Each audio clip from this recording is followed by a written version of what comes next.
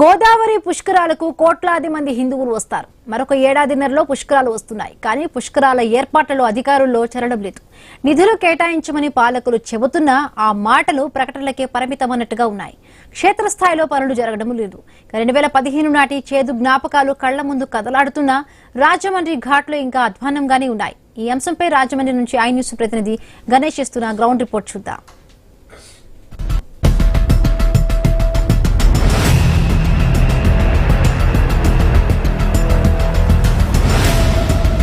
2027 Godavari పుష్కరాలను success చేసేందుకు రాష్ట్ర ప్రభుత్వం సన్నద్ధమవుతోంది.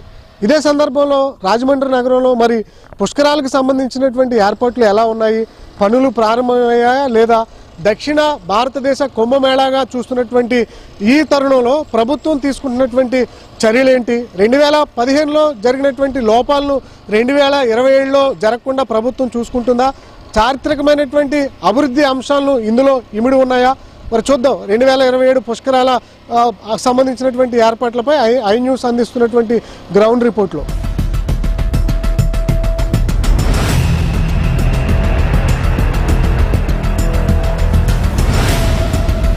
2015 జూలై 14 ఇది గోదావరి పుష్కరాల సమయం. ఎప్పుడు వచ్చినా కూడా చరిత్రలో 2015 జూలై 14 అనేది మర్చిపోయినటువంటి తేదీ. ఎందుకంటారా? ఎందుకంటే ఇదే సమయంలో 2015లో వచ్చినటువంటి గోదావరి పుష్కరాల్లో ఇదే ప్రాంతంలో తొక్కిసలాట జరిగింది. స్పాట్లోనే దాదాపు 27 మందికి పైగా చనిపోయినటువంటి సందర్భం కనిపించింది. ఇంకా ఇంటికి వెళ్ళిపోయిన తర్వాత మరణాల సంఖ్య పెరగడం జరిగింది. కానీ అధికారిక లెక్కల ప్రకారం 27 మంది చనిపోయారనేది ప్రభుత్వం నిర్ధారించడం జరిగింది. అయితే 2027 పుష్కరాలు వస్తున్నాయి. అందువల్ల ఇక్కడ జాగ్రత్తలు తీసుకోవాల్సినటువంటి పరిస్థితి కూడా కనిపిస్తుంది. ప్రస్తుతం మనం చూస్తున్నాం కదా, 2015 పుష్కరాల సమయంలో ఇక్కడే తొక్కిసలాట జరగడం జరిగింది. పుష్కర ముహూర్తాన్ని ప్రారంభించేటువంటి క్రమంలో ముఖ్యమంత్రిగా ఉన్నటువంటి అప్పటి ముఖ్యమంత్రి చంద్రబాబు ఇప్పుడు కూడా ముఖ్యమంత్రిగా ఉన్నారు. అప్పటి గతంలో చేసినటువంటి అంశం ఏంటంటే ఆయన వచ్చి ఇక్కడ పూజలు చేసి పుష్కరాలను ప్రారంభించాలని చెప్పి అనుకున్నటువంటి సందర్భంలో ఈ గేట్లను క్లోజ్ చేయడం. అయితే క్లోజ్ చేసినటువంటి సందర్భంలోనే చాలామంది ప్రజలు ఈ గేట్ల వరకు కూడా వచ్చి ఒక్కసారిగా ఒకరినొకరు తోసుకుంటూ తొక్కిసలాట చోటు చేసుకోవడం జరిగింది. అందువల్ల 27 మంది చనిపోయారు. అయితే ఈ పుష్కరాలకు సంబంధించి ప్లాన్స్ మార్చాల్సినటువంటి పరిస్థితులు కనిపిస్తున్నాయి. గతంలో జరిగినటువంటి తొక్కిసలాటలు జరగకుండా చర్యలు తీసుకోవాల్సినటువంటి పరిస్థితులు కనిపిస్తున్నాయి.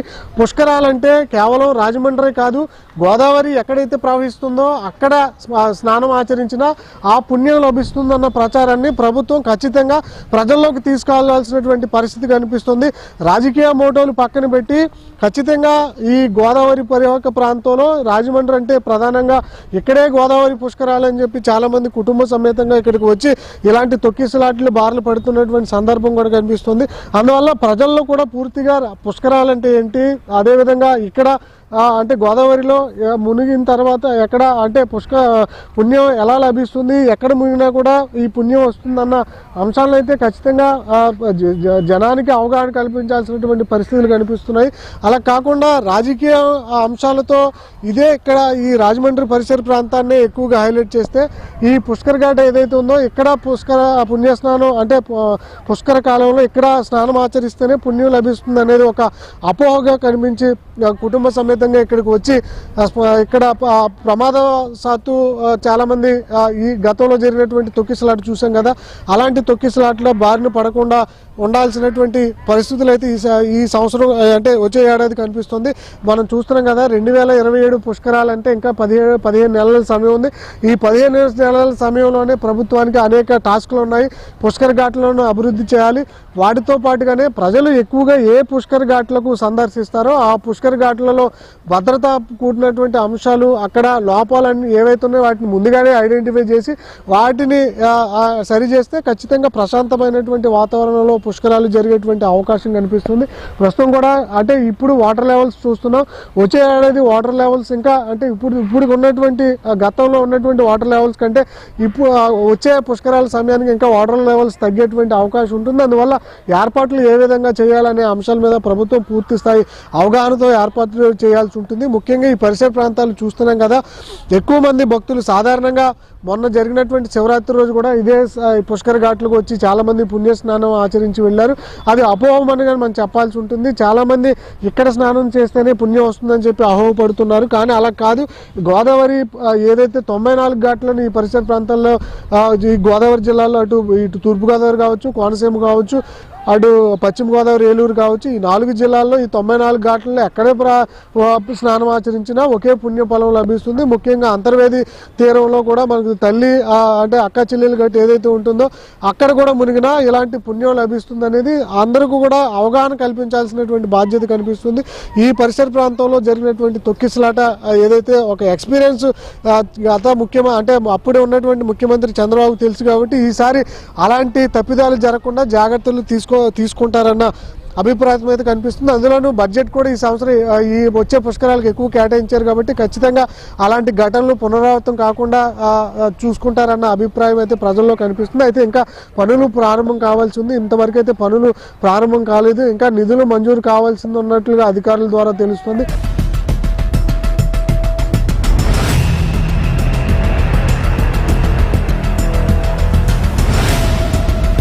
గోదావరి పుష్కరాల సమయంలో ఈ గోదావరి పరిశుభ్రత అనేది చాలా ప్రాముఖ్యం. ఎందుకంటే కోట్లాది మంది భక్తులు ఈ గోదావరి పరిసర ప్రాంతాల్లోనే స్నానాలు ఆచరిస్తుంటారు కాబట్టి ఇలాంటి సమయంలో పారిశుద్ధ్యం కానీ లేదా పరిశుభ్రత కానీ లేకపోతే ఖచ్చితంగా ఈ భక్తులు ఇబ్బందికర వాతావరణాన్ని ఎదుర్కొంటారు. ముఖ్యంగా వ్యాధులు ప్రబలేటువంటి అవకాశం కూడా ఉంటుంది. అయితే మనం ప్రస్తుతం రాజమండ్రి కోటిలింగాల రేవు పరిసర ప్రాంతాల్లో ఇక్కడ ఉన్నటువంటి సిచ్యువేషన్ చూడొచ్చు. ఇంకా పుష్కరాలకి 15 నెలల సమయం ఉంది. అయినప్పటికీ కూడా మనం చూస్తున్నాం కదా, ఈ గోదావరి పరివాహక ప్రాంతంలో ఉన్నటువంటి గోదావరిలో వ్యర్థాలు భారీగా పేరుపోవడం జరిగింది. ఇంకా ఆ పనులు ప్రారంభం కాకపోవడంతో పరిస్థితి ఏ విధంగా ఉందో చూడొచ్చు. ఘాట్లన్నీ కూడా నిర్వీర్యంగా మారిపోయి ఎక్కడ పెడితే అక్కడ చెత్త చెదారంతో నిండిపోయినటువంటి పరిస్థితి మనం చూస్తున్నాం కదా. ఏదైతే గోదావరి ఈ పరిసర ప్రాంతాల్లో ఉన్నటువంటి ఫ్యాక్టరీలు ఏవైతే ఉన్నాయో ఆ ఫ్యాక్టరీ వ్యర్థాలు అనేవి గోదావరిలో కలిసిపోవడంతో ఇక్కడ రసాయనాలు కావచ్చు అన్నీ కూడా కలిసిపోవడంతో గోదావరి అంతా కూడా కలుషితంగా మారుతుంది. కాబట్టి దీన్ని పరిశుభ్రం చేయాల్సినటువంటి పరిస్థితులు కూడా కనిపిస్తున్నాయి. మనం చూస్తున్నాం కదా, గోదావరి రాజమండ్రి తీరంలో పూర్తిగా ప్లాస్టిక్ వ్యర్థాలు, అదేవిధంగా బాటిల్స్, ప్రజలు ఏవైతే నిర్లక్ష్యంగా వదిలేసినటువంటి వ్యర్థాలు ఉన్నాయో అన్నీ కూడా గోదావరిలో పూర్తిగా పేరుకుపోయాయి. ముఖ్యంగా భక్తులు స్నానం ఆచరించిన తర్వాత ఏవైతే క్లాత్స్ ఉంటాయో అవన్నీ కూడా వదిలేయడంతో ఆ లోపలన్నీ కూడా పేరుకుపోయినటువంటి సందర్భం కనిపిస్తుంది. దానికి తోడు గోదావరి చుట్టుపక్కల పరిసర ప్రాంతాల్లో గడ్డి ఇవన్నీ కూడా పేరుకుపోయినటువంటి సందర్భం కనిపిస్తుంది. వీటన్నిటిని కూడా శుభ్రం చేయాల్సినటువంటి పరిస్థితులు కనిపిస్తున్నాయి. ఇదే విధంగా పుష్కరాలు నిర్వహిస్తే ఖచ్చితంగా ప్రజలు రోగాల బారిన పడేటువంటి ప్రమాదం ఉంటుంది. అందువల్ల ఈ గోదావరిని పూర్తిగా అంటే ఎక్కడైతే ప్రధాన ఘాట్లను ఏర్పాటు చేశారు, ఎందుకంటే ఘాట్లలోకే లక్షల మంది భక్తులు వేలాది మంది భక్తులు వచ్చి స్నానం ఆచరిస్తూ ఉంటారు కాబట్టి వారికి ఇబ్బంది లేకుండా తగిన పారిశుద్ధ్య ఏర్పాట్లు అనేవి ఇక్కడ చేయాల్సి ఉంటుంది. అందువల్ల దాదాపు ఈ చుట్టుపక్కల పరిసర ప్రాంతాల్లో 94 ఘాట్లు, ఇటు తూర్పుగోదావరి కావచ్చు, అటు కోనసీమ కావచ్చు, లేదా అటు పశ్చిమ గోదావరి ఈ పరిసర ప్రాంతాల్లో ఏలూరు ఈ జిల్లా ఏవైతే ఘాట్లు ఉన్నాయో ఈ ఘాట్లన్నింటినీ కూడా పరిశుభ్రం చేయాల్సినటువంటి పరిస్థితి ప్రధానంగా ఏర్పడడం జరిగింది. ఇప్పటికీ బడ్జెట్ కేటాయించారని చెప్పి ప్రకటనలకే తప్పే ఎక్కడా కూడా ఇలాంటి పరిశుభ్రమైనటువంటి పనులు ఇంకా ప్రారంభం కాలేదు. ఏదైతే రాజమండ్రికి 80 లక్షల మందికి పైగా వస్తారని చెప్పి అంచనా వేస్తున్నారో వారు ఎలాంటి ఇబ్బంది లేకుండా ఇక్కడికి వచ్చి మళ్ళీ తిరిగి వెళ్ళేటువంటి క్రమంలో ఇబ్బంది లేకుండా ప్రశాంతమైనటువంటి వాతావరణంలో పుష్కరాలు ఏవైతే పుణ్యస్నానం ఆచరించి గోదావరిలో ఏదైతే నీరు ఉంటుందో అది పరిశుభ్రంగా ఉంటే అది ఖచ్చితంగా సంతోషంగా వీరు వచ్చి మళ్ళీ తిరిగి వెళ్ళడానికి అవసరం ఉంటుందని చెప్పి ఇక్కడ ఉన్నటువంటి స్థానికంగా ఉన్న స్థానిక నాయకులు కూడా ప్రముఖులు ఇక్కడ నిరాహార దీక్షలు చేసినటువంటి సందర్భం కూడా కనిపిస్తుంది. గోదావరిని పరిశుభ్రం చేయాలి. ముఖ్యంగా ఏదైతే మనకు కనిపిస్తున్నటువంటి ఫ్యాక్టరీ ఉందో ఆ ఫ్యాక్టరీ ఏదైతే రాజమండ్రి పేపర్ మిల్ వ్యర్థాలు గోదావరిలో కలుస్తున్నాయని చెప్పి కోటిలింగాల ఘాట్లో ఎంతో ప్రాశస్యం ఉంటుంది ఇక్కడ. అందువల్ల ఈ ప్రాశస్యం కలిగినటువంటి ఈ కోటిలింగాల ఘాట్లో దగ్గరగా ఉన్నటువంటి పేపర్ మిల్ వ్యర్థాలు కలవకుండా చూడాలి పుష్కరాల సమయంలో అని చెప్పి భక్తులు కూడా కోరుకుంటున్నటువంటి సందర్భం కనిపిస్తుంది. చాలా మంది భక్తులు రాజమండ్రికి వచ్చిన తర్వాత సరస్వతి ఘాట్, అదేవిధంగా పుష్కర్ ఘాట్, ఈ కోటిలింగాల ఘాట్లకే ప్రజలు పోటెత్తుతూ ఉంటారు. అలాంటి ప్రాముఖ్యం ఉన్నటువంటి ఘాట్లో వద్ద ఇలాంటి వ్యర్థాలు కలిస్తే ఖచ్చితంగా ఇక్కడ ఉన్నటువంటి భక్తులు అంటే వచ్చేటువంటి భక్తులకు ఇబ్బందికర వాతావరణం ఉంటుంది కాబట్టి అలాంటివి ఏవి కలుషితం కాకుండా ఈ గోదావరి పరిసర ప్రాంతాలన్నీ కూడా పరిశుభ్రత పాటిస్తే భక్తులకు ఇబ్బంది లేకుండా పుణ్య స్నానాలు ఆచరించి పుష్కరాల సమయంలో తిరిగి వెళ్లేందుకు అవకాశం ఉంటుంది.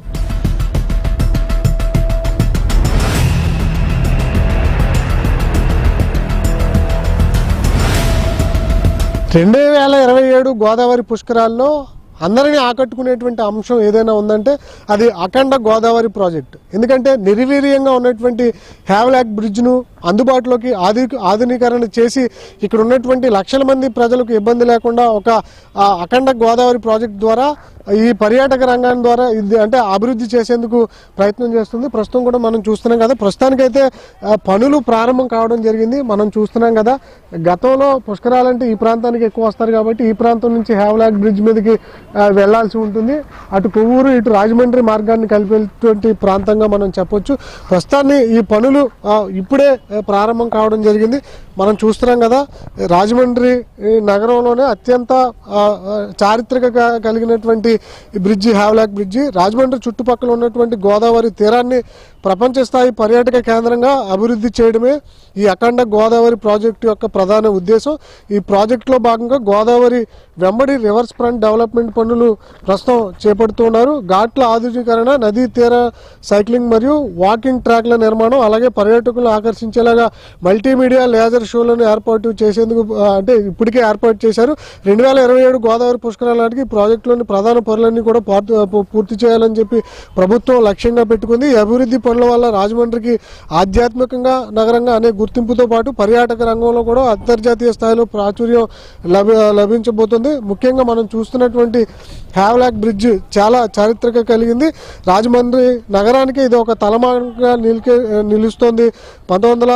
1997లో నిర్మాణం ప్రారంభించి 1900లో పూర్తి చేసినటువంటి వంతెన ఆ కాలంలో ఆసియాలోనే అతిపెద్ద పొడవైనటువంటి రైల్వే వంతెనలో ఒకటిగా గుర్తింపు పొందింది. అప్పటి నుంచి Madras governor sir Arthur Havelock పేరు మీదే ఇది నిర్మించినటువంటి వంతెనపై 1997 వరకు కూడా రైళ్ల రాకపోకలు సాగడం జరిగింది. ప్రస్తుతం దీన్ని ఒక పర్యాటక కేంద్రంగా మార్చాలని చెప్పి ప్రభుత్వం నిర్ణయించి ఈ అఖండ గోదావరి ప్రాజెక్టును తీసుకురావడం జరిగింది.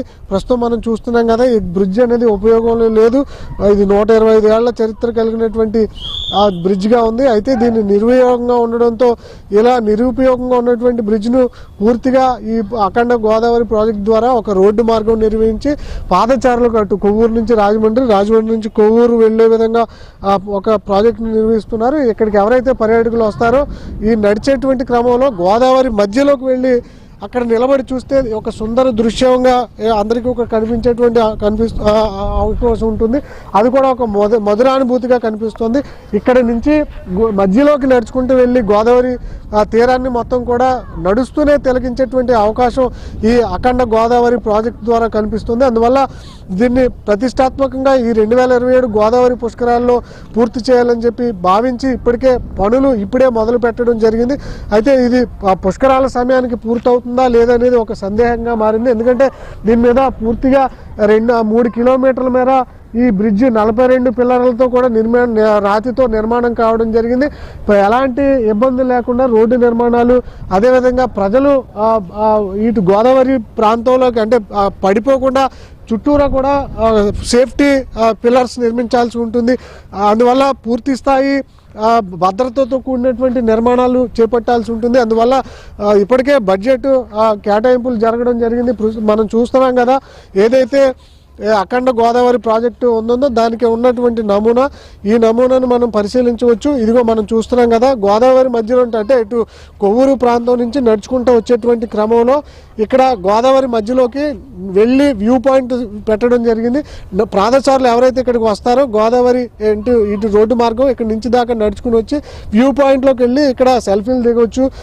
ఈ గోదావరి పరివాహక ప్రాంతం ఏదైతే ఉందో దీన్ని ఆహ్లాదంగా తిలకించవచ్చు కుటుంబ సమేతంగా. మధ్య మధ్యలో కూడా ఇక్కడ షాపులను ఏర్పాటు చేశారు. ఎవరైనా ఒకవేళ ఆకలిగా అనిపించినా కుటుంబ సమేతంగా వీరు తినే విధంగా ఒక షాపింగ్ అంటే హోటల్స్ లాంటివి కూడా ఏర్పాటు చేసుకునేందుకు ఇక్కడ మనకు చూస్తున్నాం కదా, కొన్ని పాయింట్లను ఏర్పాటు చేశారు.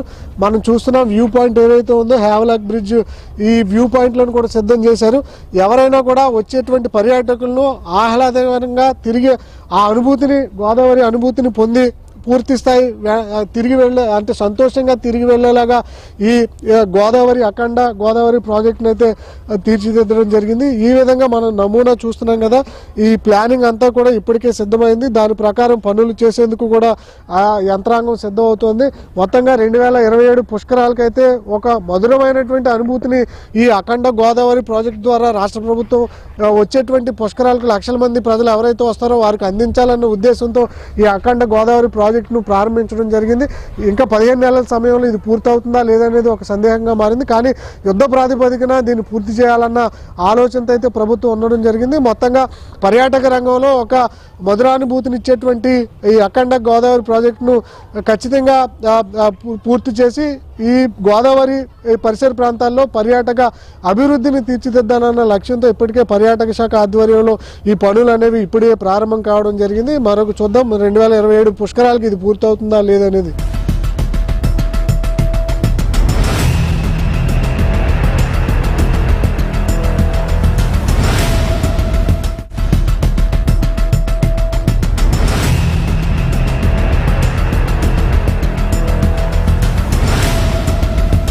వచ్చే ఏడాది గోదావరి పుష్కరాలు వైభవంగా రాజమండ్రితో పాటుగానే ఎక్కడైతే గోదావరి నది ప్రవహిస్తుందో ఆ పరిసర ప్రాంతాలన్నీ కూడా పుష్కరాలు వైభవంగా ప్రారంభం కాబోతున్నాయి. అయితే రాష్ట్ర ప్రభుత్వం ఎక్కువగా రాజమండ్రి, కొవ్వూరు ఈ పరిసర ప్రాంతాల్లో ఫోకస్ పెట్టడం, ఇప్పటికే భారీ స్థాయిలో నిధులు వెచ్చించేందుకు కూడా ప్రభుత్వం సిద్ధమైనటువంటి సందర్భంలో ఇంకా 15 నెలలే సమయం ఉంది. కానీ ఇంతవరకు రాజమండ్రి నగరంలో అలాంటి అభివృద్ధి పనులు కూడా కనిపించట్లేదు. దీని మీద నగర ప్రజలు ఏమనుకుంటున్నారో, అది ముఖ్యంగా ఎలా నిర్వహిస్తే బాగుంటుందన్న అభిప్రాయం తెలుసుకునేటువంటి ప్రయత్నం చేద్దాం. మనతో పాటు మేడా శ్రీనివాస్, రాష్ట్ర ప్రజా కాంగ్రెస్ పార్టీ వ్యవస్థాపక అధ్యక్షులు మనతో ఉన్నారు. సార్, ఏం చెప్తారు? మీరు గత పుష్కరాలు చూశారు, ఇప్పుడు 15 నెలల్లో రాజమండ్రిలో అదే పుష్కరాలు ప్రారంభం కాబోతున్నాయి. ఏం చెప్తారు పనుల ప్రారంభ అంశంలో కావచ్చు, ఇతర అంశాలు? అప్పుడు జరిగినటువంటి పుష్కరాలకి చంద్రబాబు నాయుడు గారే ముఖ్యమంత్రిగా ఉన్నారు. ఇప్పుడు కూటమి నాయకత్వం నుంచి చంద్రబాబు నాయుడు గారే ముఖ్యమంత్రిగా ఉన్నారు. నిజానికి ఏంటంటే పుష్కరాలు ఎంత ఘనంగా నిర్వహిద్దాం, దాంతోపాటు ప్రతి రూపాయికి జవాబుదారీతనంగా ఉండాలి. 3,000 కోట్ల రూపాయలు ఖర్చు పెడుతున్నామని చెప్తున్నారు, బడ్జెట్ కేటాయింపని చెప్తున్నారు. 3,000 కోట్ల రూపాయలకి ఏ కమిటీలను అధికారికంగా నిర్వహించారు, ఆ కమిటీలకి ఇచ్చినటువంటి రెస్పాన్సిబిలిటీస్ ఏంటి? ఎందుకంటే ఉదాహరణకి మొన్న లాస్ట్ టైం జరిగినటువంటి పుష్కరాల్లో అనుకోని ఘటన పుష్కరాల రేవులో జరిగి సుమారు 50 మంది వరకు 50 మంది దాటిపోయే వరకు చనిపోయారు. కాకపోతే ప్రభుత్వ లెక్కలో 32 మందిలే అని చెప్పారు. ఇంటికి వెళ్ళి చనిపోయినటువంటి వాళ్ళు ఉన్నారు. ఇలాంటి ఘోరమైనటువంటి పరిస్థితులు జరిగినాయి. అసలు దానికి కారణాలు ఏంటి? డ్రోన్ కెమెరాలు ఎలాంటివి తెప్పించామంటే చీమ చిటుకుమంటే తెలుస్తాయి, 400 కోట్ల రూపాయలు పెట్టి డ్రోన్ కెమెరాస్కి బడ్జెట్ కేటాయించాం అని చెప్పి ఆల్ పార్టీస్ మీటింగ్లో ఆ రోజు ఆర్ఎన్బి గెస్ట్ హౌస్లో అప్పుడు ఎవరు నిమ్మకాయల చినరాజప్ప గారు చాలా అట్టహాసంగా చెప్పారు. అప్పుడు ఉన్నటువంటి కలెక్టర్లు అందరూ కూడా చెప్పారు. మరి ఇన్సిడెంట్ జరిగింది, ఆ కెమెరాలు, ఆ సీసీ ఫుటేజ్లు ఏమైపోయినాయో తెలియదు. దాని మీద అసలు కేసే నీరు గారిపోయింది.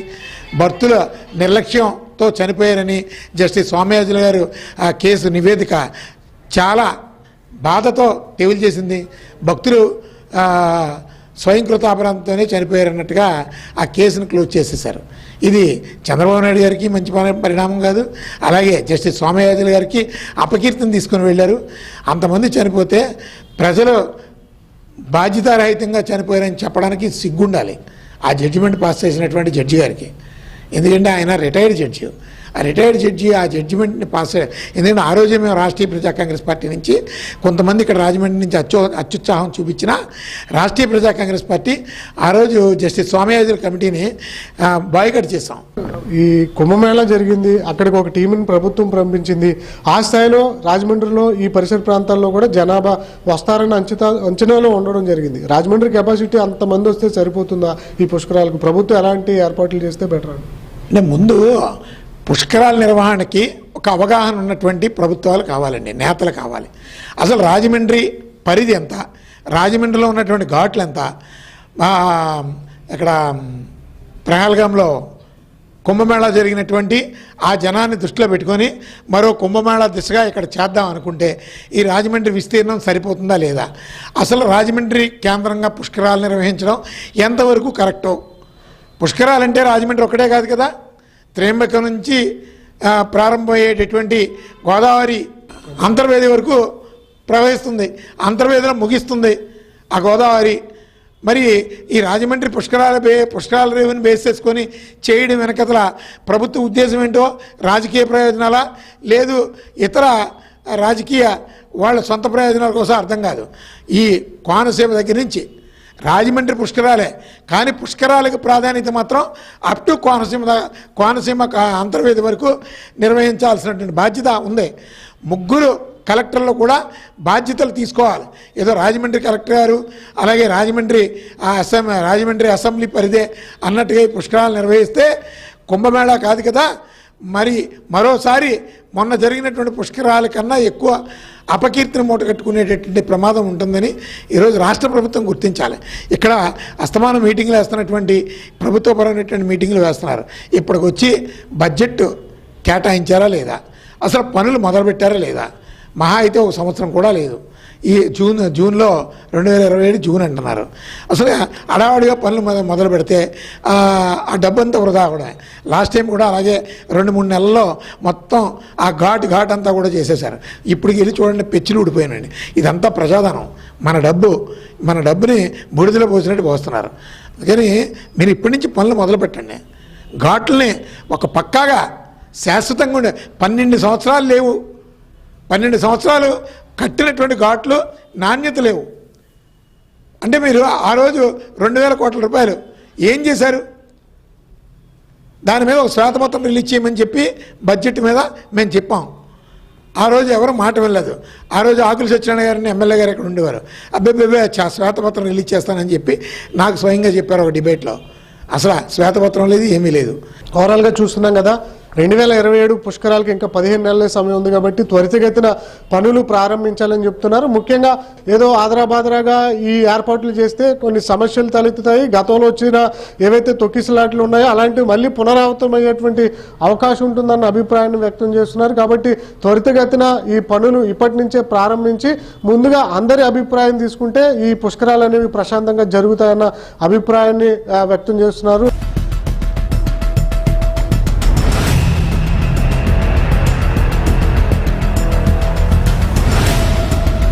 2027 పుష్కరాల్లో పోలీసులకు పెద్ద సవాల్గా మారనున్నటువంటి అంశం ఏదైనా ఉందంటే అది ట్రాఫిక్ సమస్య.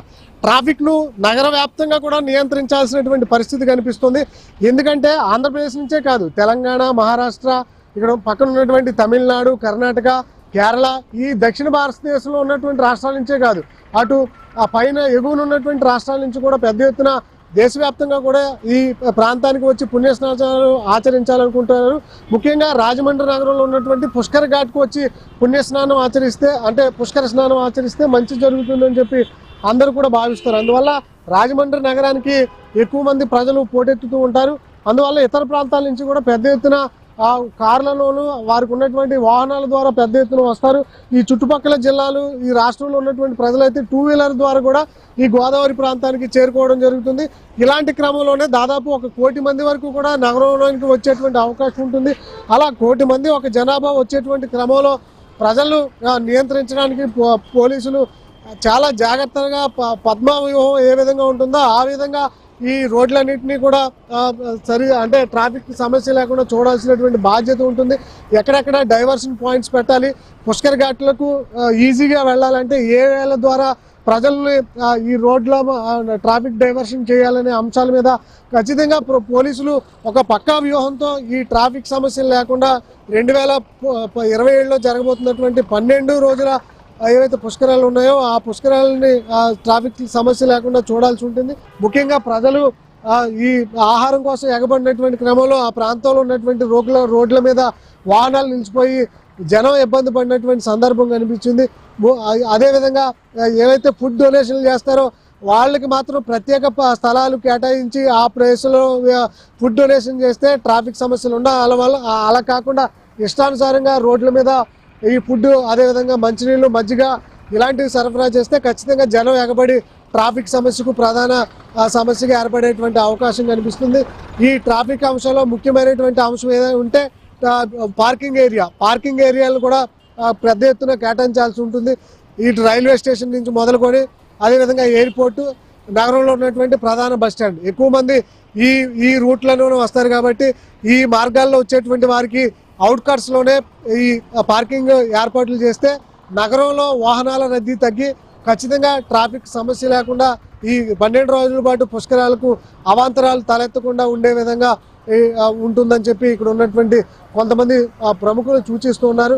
ముఖ్యంగా ఈ ట్రాఫిక్ ఏదైతే సీసీ కెమెరాల నిఘా ఉంటుందో ఈ కెమెరాల ద్వారా రియల్ టైం మానిటరింగ్ అనేది రాష్ట్ర పోలీస్ యంత్రాంగం ఇక్కడ ఏర్పాటు చేస్తే ఖచ్చితంగా ట్రాఫిక్ సమస్య లేకుండా ఈ 12 రోజుల పాటు కూడా ప్రశాంతమైనటువంటి వాతావరణంలో గోదావరి పుష్కరాలు నిర్వహించేందుకు ఒక అవకాశం ఉంటుందని కాబట్టి ఈ రియల్ టైం మానిటరింగ్ ఏదైతే ఉంటుందో ఆ మానిటరింగ్ ద్వారా ఇక్కడ పుష్కరాల సమయంలో ఇబ్బంది లేకుండా చేస్తే ఖచ్చితంగా పోలీసులు ఈ సవాళ్ళను అధిగమించి 12 రోజుల పాటు పుష్కరాలను ప్రశాంతమైనటువంటి వాతావరణం నిర్వహించడానికి అవకాశం ఉంటుందన్న ఒక అభిప్రాయం అయితే మనకు కనిపిస్తుంది.